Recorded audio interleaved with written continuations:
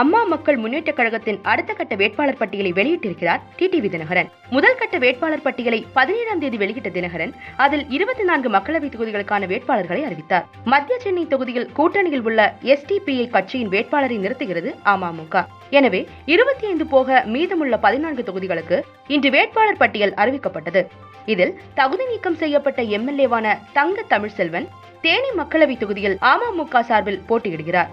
இவர் அதிமுக சார்பில் போட்டியிடும் பன்னீரின் மகன் ரவீந்திரநாத்தை எதிர்த்து களமிறங்குகிறார்.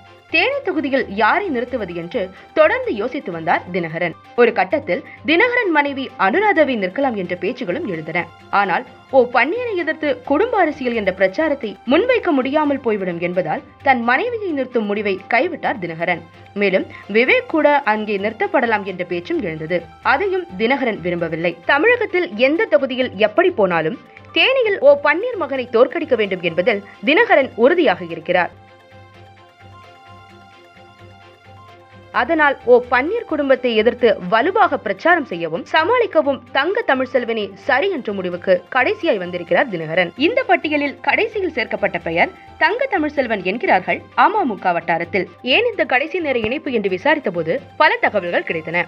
தங்க தமிழ்செல்வனை பொறுத்தவரையில் இந்த தேர்தலில் நிற்கும் விருப்பம் அவருக்கு துளி கூட இல்லை. தேர்தல் செலவுகளுக்கு கொடுக்க என்னிடம் பணம் இல்லை என்று அவர் பின்வாங்கிய சமயத்தில் அதற்கான பணத்தை நான் தருகிறேன் என்று உறுதி கொடுத்திருக்கிறார் தினகரன்.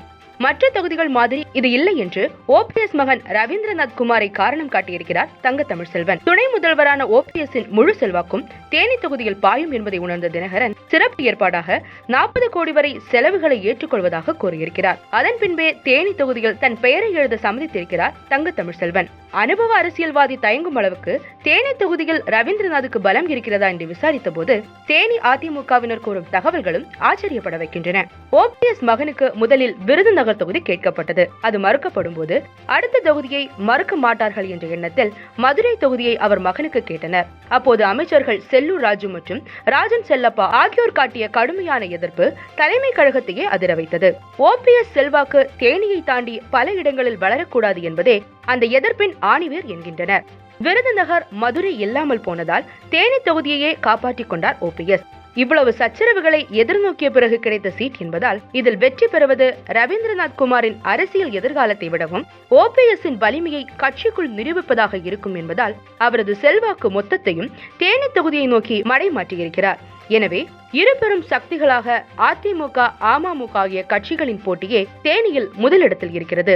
இந்த நேரடி போட்டியில் தோற்றுவிடக் கூடாது என்பதால் 40 கோடி வரை தங்க தமிழ்செல்வன் தொகுதிக்கு கொடுக்க சம்மதித்திருக்கிறார் தினகரன் என்கிறார்கள். மின்னம்பலம் யூடியூப் பேஜை சப்ஸ்கிரைப் பண்ணுங்க.